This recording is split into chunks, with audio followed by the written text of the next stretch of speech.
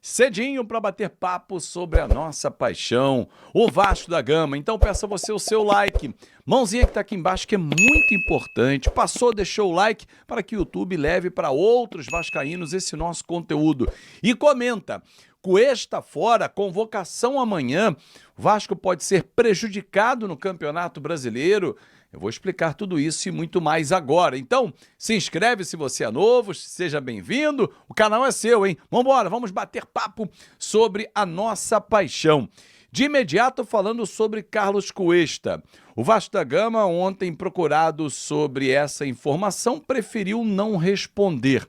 Não indicou se o jogador sofreu uma lesão ou não, né? O Vasco prefere o silêncio. Diferentemente de outros clubes, o Vasco adota a tática do silêncio, né? Outros clubes, por exemplo, imediatamente quando tem uma contusão, os clubes divulgam, né? Qual foi a contusão, não estimam o tempo, ok, isso faz parte. Agora, normalmente, o clube passa o tempo, a gravidade ou não. De qualquer forma, a notícia foi trazida pelo Plantão Vascaíno. A informação que eu tenho o jogador vai ser reavaliado hoje, porque ele sente um incômodo e vai ser reavaliado hoje, é o último treino antes do jogo de amanhã. Se não tiver condições, Robert Renan e Lucas Oliveira, ou Robert Renan e Lucas Freitas. A tendência é o Lucas Oliveira entrar ao lado do Robert Renan para não serem dois canhotos na zaga. Enfim, boa notícia é que o Tietê treinou normalmente ontem e hoje, participando do treino, estará liberado e vai ser o substituto do Barros. Suspenso pelo terceiro cartão amarelo, não enfrenta amanhã a equipe do Palmeiras, o Tietê seria a novidade no meio-campo vascaíno. Já nesse pacote, Cuesta provavelmente fora amanhã até para não forçar e voltaria contra o Vitória no próximo domingo em São Januário. Tietê de volta, Lucas Oliveira na zaga, que tal? Quero ler o seu comentário aqui, não esquece não, dá essa moral pro nosso canal. Bom, vamos falar de seleção brasileira. Há muito tempo que a seleção brasileira perdeu um encanto junto aos torcedores. Não é de hoje mesmo, que a seleção está cada vez mais distante. A relação de amor, aquela torcida, à exceção da Copa do Mundo, quando é um amistoso, quando é eliminatória, o torcedor assiste, para e tal, mas não é aquela empolgação. Muito menos quando da minha época, em que eu era garoto, né, anos aí, cara, ter jogador convocado era sensacional. A gente tirava onda. Porra, quantos você teve aí no teu time? 2? Pô, eu tive 3. Pô, foram 4. Célé Vasco. Copa do Mundo de 90 foi assim. Agora é só reclamação. Amanhã o Carlo Ancelotti vai divulgar a lista dos convocados para 2 amistosos. Data FIFA, dias 10 e 14. 10 em Seul contra a Coreia do Sul e 14 em Tóquio contra o Japão. Parou para pensar? Lá do outro lado do mundo, lá na Ásia. 12 horas de fuso horário à frente. E se o Vasco tiver convocado o Paulo Henrique, por exemplo, Felipe Coutinho, Ryan, jogadores selecionáveis. Tiver os 3, 2 ou um deles. A data FIFA termina dia 14. Sabe qual é o jogo seguinte do Vasco? Fortaleza fora de casa.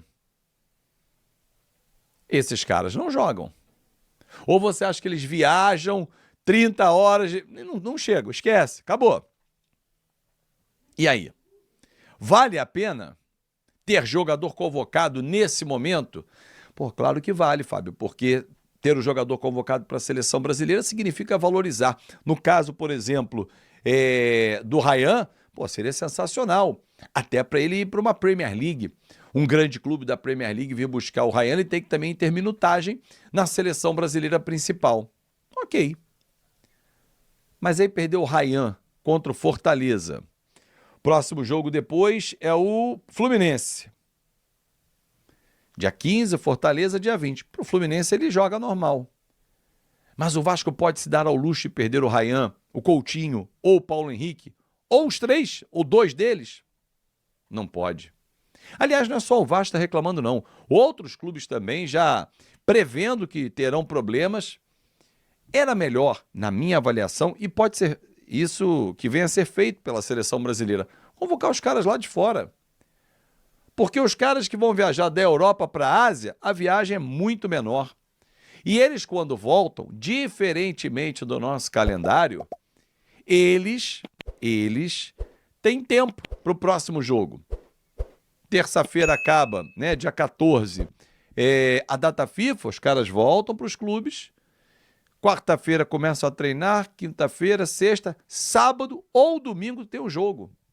Aqui, meu amigo, é no dia seguinte, com o cara viajando 20 e tantas horas para chegar no país, esquece. Alguém pode dizer, não, mas o Arrascaeta já fez isso quando jogava no Cruzeiro, na final de Copa do Brasil. Na final da Copa do Brasil é diferente. Um jogo de campeonato não vale a pena você arriscar e arrebentar o cara. Você bota o cara pra jogar, ele chegou e tal, o cara quer porque quer. Aí ele joga, arrebenta o músculo, fica 3 semanas fora. Quem é que paga por isso? O clube. A CBF, nada. Agora a culpa é da CBF, porque ela não para o Campeonato Brasileiro, ela interrompe. Há uma diferença entre parar o campeonato e interromper o campeonato. Interrompemos a programação do Campeonato Brasileiro. 2 amistosos da seleção, dias 10 e 14. Venha acompanhar a seleção brasileira. Vamos torcer. Brasil, Zil, Zil. É isso. Mas depois, torcedor, já no dia seguinte, o teu time vai se... porque volta o campeonato. O correto como acontece na Europa. Para o final de semana, a bola volta a rolar. Para que todo mundo volte, se adapte e tal, fuso horário, aquela coisa toda. Amanhã, também na sede da CBF, a convocação é à tarde, pela manhã, o presidente Samir Chaldi promete anunciar o calendário de 2026, um calendário que também vai ser apertado, tem a Copa do Mundo, aí vai parar totalmente, não tem campeonato, tem nada, como foi a Copa do Mundo de Clubes.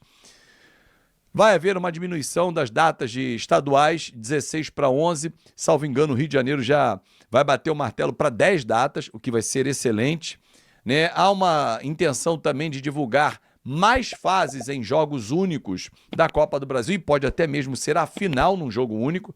Lembrando que nesse ano continua mata-mata, né? Ida e volta semifinal e ida e volta a final. Mas para o ano que vem, algumas modificações. Normalmente as primeiras 2 fases, né? Jogos únicos. Agora eles querem estender um pouquinho mais para tentar diminuir essa presença dos grandes clubes em tantos jogos. Mas é a data FIFA, presidente. O senhor vai se preocupar em não ter jogo imediatamente no dia seguinte? Enxugando essas datas todas, quem sabe não consegue organizar? Agora, fato é que se o Vasco tiver jogador convocado para a seleção brasileira, a gente vai comemorar. No primeiro instante. No segundo vai ficar puto da vida, porque sabe que contra o Fortaleza o cara não vai atuar. É isso, minha galera. Muito obrigado pelo seu carinho, pela sua atenção. Deixa eu só fazer um pedido de desculpas a você que é membro do nosso canal. Ontem faríamos a live como tradicionalmente acontece às segundas, 8 da noite. Porém, um probleminha de internet aqui na minha região me deixou sem internet. Então, hoje, às 7 da noite, vamos juntos, 7 às 8, a nossa resenha semanal. Amanhã tem jogo, claro, mas hoje tem mais vídeo aqui no canal também. Matéria, falei no vídeo hoje mais cedo, tá uma matéria lá no site, o fanaticvascaíno.com.br, que o Vasco tem a 5ª melhor campanha do retorno. São 6 rodadas apenas, né, disputadas. O Flamengo tem 14 pontos ganhos, o Vasco tem 11. Né? Aí, entre os dois, tem Mirassol, Palmeiras e Cruzeiro, todo mundo com 13. Isso mostra que o Vasco está numa corrida de recuperação, porque antes do jogo do Flamengo, qual era o argumento que se falava? Olha, o Vasco vai pegar Flamengo, Bahia no jogo atrasado, Cruzeiro e Palmeiras. 4 jogos de quem está no G6. Sobreviver isso aí. Cara, a gente passou pelos 3 primeiros jogos, 9 disputados, com 7 pontos. Tá bom pra cacete, porra. Pô, tá bom pra cacete. Nem os vascaínos esperavam isso. Essa é a verdade. Não tem a menor dúvida. No Twitter, o pessoal falando assim, nesses jogos aqui, se o Vasco fizer 4 pontos, é muito. De 12, 7 já foram conquistados. Mesmo que aconteça uma catástrofe e o Vasco perca pro Palmeiras, não vai ser nenhum problema, porque você vai ter conquistado 7 de 12 pontos. Ou seja, mais de 50% de aproveitamento. É que o Vasco precisa fazer uma corrida de recuperação. Perfeito? É verdade também. Mas é uma pontuação interessante, cara. E o melhor, não, o melhor para vocês, né? O Vasco está jogando bem. O Vasco fez um bom jogo contra o Flamengo. Fez. O Vasco. Olha quem está mandando um beijo. Para, porque a gente recebeu um beijo do Emer Show. Não é toda hora que o Emer Show distribui beijos assim. E chama a gente de lindo. Você já convidou o Emer Show mais 10 vezes. Ô, Emerson, você não está aqui com a gente porque o Fábio Azevedo não quer. Eu falo logo. Não quer o quê? Eu sempre falo assim, ó. Manda o link pra ele agora. Manda o link agora. Aí você não. Aí você fala assim, ó. Não, eu manda o link agora. Você tem o link, eu não tenho. Emer Show, bota o teu telefone aqui no chat. E aí eu te mando via WhatsApp. Mas o rei tem. Se o rei for homem, eu quero ver se o senhor é homem de mandar o link pro Emer Show você tá querendo numa palhinha. As coisas vem pro programa inteiro. Sempre falou ele vem grandão. Que não agora gostaria do Emer Show aqui. Eu estou falando e você não está ouvindo, porra. É um negócio de surdo, velho. Surdo. Enfim, quer entrar, Emer Show? Se você quiser entrar, eu mando o link pra você. Não, quiser o cacete. Mas não fica com o negócio de carioca. Porra, passa lá em casa e você não dá endereço. Vamos marcar. Manda o link e fala, Emer Show, venha participar. Não, eu vou esperar, se o Emer Show quiser, puder, aí ele manda uma mensagem pra mim e fala assim, me manda o link, eu mando o link pra ele. Emer Show, bota o telefone na tela que eu vou te mandar o link. Eu já vi que dependendo dele não vai dar certo. Mas vamos lá. É verdade. Cara, esse. Não, peraí, isso é bom. Manda o link que você trabalha menos. Pô, melhor argumento que esse não tem como. Agora você me venceu. Peraí, ô idiota. Tô mandando aqui o link da transmissão para todo mundo entrar? Não, cara. Ele falou para eu botar o Emer Show. Quanto mais estiver aqui, menos eu trabalho. Não, isso é verdade. Mas assim, cara. Ó, vamos marcar. Aí outro carioca também. Vamos marcar. Vambora. Aí, passa lá em casa. Valeu. Porque ele ficou magoado. Ele ficou magoado o descaso que você fez com o meu amigo Emer Show. Você que é um cara... Aliás, o Emer Show, quando entrar aqui, eu quero fazer uma pergunta para ele. Eu posso? Depende. Se for sobre trabalhar no Flamengo TV, é melhor não. Não é isso. Não, tem a ver com a Flamengo TV. Porque as pessoas me mandam perguntas, às vezes, caspiciosas, cabeludas, né? Só de sacanagem comigo, mas vou ficar cabeludo também, então a pergunta virá a calhar.